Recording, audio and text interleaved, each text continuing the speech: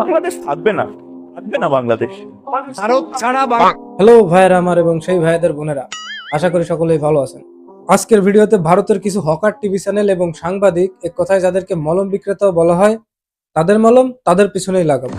তাই seat belt বেঁধে নিয়ে শক্ত হয়ে বসুন আর দেখুন পুরো ভিডিওটি। ওরা তো ভিখারি, এখান থেকে কিছু না গেলে খেতে পারে না, আর আমাদের গালি দেয়। ভারত ছাড়া বাংলাদেশের কোনো অস্তিত্ব নেই। ওদের উচিত শিক্ষা দেওয়া দরকার। প্রয়োজন ওদেরকে ধরে ধরে আমি তো বলবো আমাদের একটা সার্জিক্যাল স্ট্রাইক ইমিডিয়েটলি করা দরকার, ইমিডিয়েটলি। পাকিস্তানেও তো সার্জিক্যাল স্ট্রাইক হয়েছে, আর same condition to Bangladesh, same same না করলে কোন ধরে ধরে যেগুলো বেয়াদবি করছে। এরা আমাদেরকে ভিক্ষুক বলে। এদের দেশের মাথাপিছু আয় আর আমাদের দেশের মাথাপিছু আয় যদি হিসাব করা হয়, ওদের মাথাপিছু আয় থেকে আমাদের মাথাপিছু আয় অনেক বেশি, অনেক অনেক বেশি। তারপরেও এরা আমাদেরকে ভিক্ষুক বলে, গাদার দল। আর এরা কথায় কথায় বলে এরা আমাদের দেশে পণ্যদ্রব্য রপ্তানি করবে না। আচ্ছা, ওরা যদি রপ্তানি না করে তাহলে ক্ষতিটা কাদের হবে?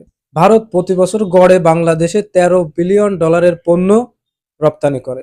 আমাদের টাকা আছে, আমরা বাইরের যে কোনো দেশ থেকে এই পণ্যগুলো কিনে নিতে পারবো। ভারত যদি আমাদেরকে রপ্তানি না করে, তা বাংলাদেশ নামক মার্কেট প্লেসটা তো ভারত হারাবে। সহজে বোঝানোর জন্য বলা যায়, ভারত হচ্ছে দোকানদার, আমরা হচ্ছে ক্রেতা। ক্রেতা তো যে কোনো জায়গায় গিয়ে পণ্যটা কিনে নিতে পারবে, কিন্তু বিক্রেতা যদি ক্রেতা হারিয়ে যায়, তাহলে তো তার পণ্য দ্রব্য যাই হোক পচে গেলে শেষ, লস হবে।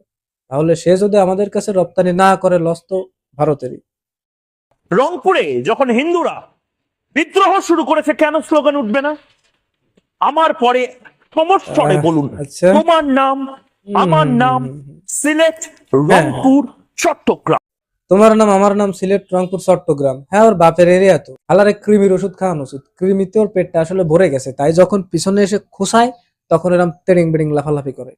এই শালার একমাত্র ঠিকানা পাগলাগারদ। এর ফ্যামিলির কাছে কারোর পাগলাগারদের ঠিকানাটা টেক্সট করে দেওয়া উচিত, যাতে তারা সহজেই একে পাগলাগারদে ভর্তি করাতে পারে। যাই হোক, এরা সিলেট, রংপুর, চট্টগ্রাম স্বাধীন করে নিক, আর আমরা 10টি ট্রাকের ব্যবস্থা করি। হ্যাঁ, বুঝতেই পারছেন কার কথা বলছি। তারপর 7 সিস্টার আমাদের। ভারতবর্ষের চাল খাবে, ভারতবর্ষের আলু খাবে, ভারতবর্ষের পানি খাবে, ভারতবর্ষের বিদ্যুতের আলো নেবে। আর আমরা এটা মেনে নেবো নাকি? হ্যাঁ, আমরা এটা মেনে নেবো? আমরা কি সব ধ্বজভঙ্গ আছি নাকি? এমন ভাবে বলতেছে যে ওরা আমাদের সবকিছু ফ্রিতে দিয়ে থাকে আর আমরা ওদের অনুদান গ্রহণ করে বেঁচে আছি। শালারা গাদার দল এক একটা। পুষ্টিকর এবং ভালো মানের খাবারের বদলে যদি গরুর গোবর খাওয়া হয় এবং মূত্র পান করা হয়, তাহলে বুদ্ধি তো এমন হবেই। আমি আগেও বলছি, ওরা দোকানদার আর আমরা কাস্টমার।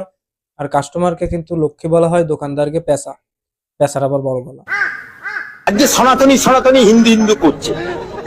এই শুভেন্দু আমার সামনে কুরবানির দিনে 1 বাটি না 2 বাটি না 3 বাটি গরু গোশত, 3 বাটি পশ্চিম মেদিনীপুরে শাহাবুদ্দিনের বাড়ি।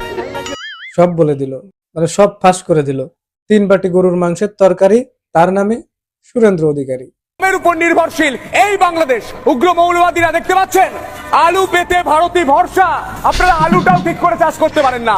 ভারত থেকে শস্য যায়, ডাল যায়, খেয়ে বেঁচে থাকেন, দুবেলা দুমুঠো খেয়ে বেঁচে থাকেন। উগ্র মৌলবাদীরা মশলা পেতেও ভারতকে ভরসা করতে হয়। আমার কথাই বলি, আমার গ্রামে বাড়ি। আমাদের বাড়িতে যে আমাদের নিজেদের যে ধান চাষ হয় এবং সবজি চাষ হয়, এটা দিয়ে আমরা তো খাই, সাথে আরো বিক্রি করে আমাদের সংসার ভালোভাবে চলে যায় ওই খরচ দিয়ে। আর এরকম তো বাংলাদেশের অধিকাংশ লোকই ধান চাষ করে, সবজি চাষ করে। তো বাংলাদেশের সকল চাষাবাদ একসাথে করলে, ধান, সবজি, অন্যান্য জিনিস, আমরা তো ইন্ডিয়াকেও চালাতে পারবো। আর এরা বলে আমরা ঠিক মতো খেতে পাই না। মানে হয়েছে কি, একে মনে হয় রাতে বৌদি দেয়নি, এই জন্য এখানে এসে লাফালাফি করতেছে। তো নেই, এখন কেমন চলছে? এই ব্যবসা থাকবে না, অন্য ব্যবসা হবে, তখন অন্য লাইনে যেতে হবে আমাদের। কিছু ভাবার কি আছে? মোদিবাবু এখন ভিসা দিচ্ছেন, আমরা কি করবো? আমাদের কিছু করার আছে? ওনার হাতেই তো ক্ষমতা সবকিছু। দিলে হবে, না দিলে আর কি করা যাবে? সিস্টেমটা বন্ধ হয়ে যাবে। বাংলাদেশ না আসলে মার্কেট বন্ধ হয়ে যাবে। খরচা আছে বাংলাদেশ। আমরা নাই বলে ওদের ব্যবসা বন্ধের পথে, ওদের ব্যবসায় লাল বাত্তি। ওরা আবার আমাদেরকে নিয়ে ট্রোল করে। যাই হোক, কি আর বলবো, এসব তো গোবর খাওয়া এবং মূত্র পান করার ফল।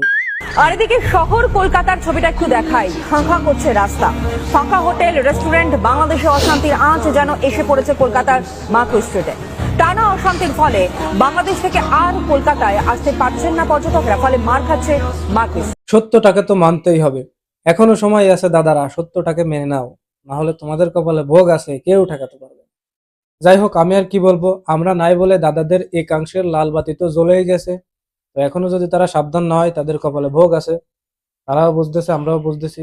তারা বুঝতেছে কিনা জানি না, কারণ তাদের মাথায় তো গোবর আর পেটে আলো মূত্র গোমাতার। যাই হোক, এই ব্যাপারে আর বেশি কথা বাড়াবো না। কিছুদিন আগে অনলাইনে একটা গান দেখছি পাগলা মলম সম্পর্কিত। চলুন সেই গানটি দেখে আসি।